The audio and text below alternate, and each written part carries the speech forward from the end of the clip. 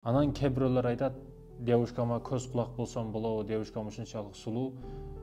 Эгерде мен сүйлөшүп турбасам, аны башкасы алып кетип калат. Жөн гана 2-3 күндө бир кабар алып турам дейт да. Жок, бул таптакыр туура эмес. Ушул зына деп аталат да. Сен көз кулак болбосоң дагы, анын жакындары бар көз кулак боло турган. Эгерде имам менен тарбияланган болсо, ага эч кандай көз кулактын кереги жок. Ал көз кулак өзүдө дагы бар. Ошондой экен көз кулак болом дебей эле кой. Эр азаматтардын кереги жок андай. Ошондуктан урматтуу мекендешим, бул нерседен алыста. Таза тазага дегендей маселе бар го.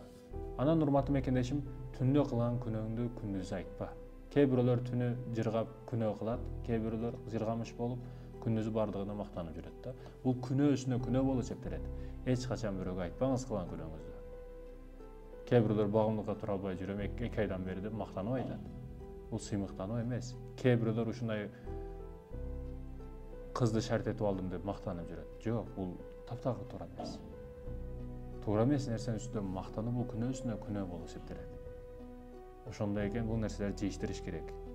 Күнөөнүн үстүндө мактанбаш керек. Күнөөнү бирөөгө айтпаш керек. Бир нерсени адашып алыс Аллахка тоба кылыңыз. Аллах билсин, пендеси билбей эле койсун, мактанбаш керек.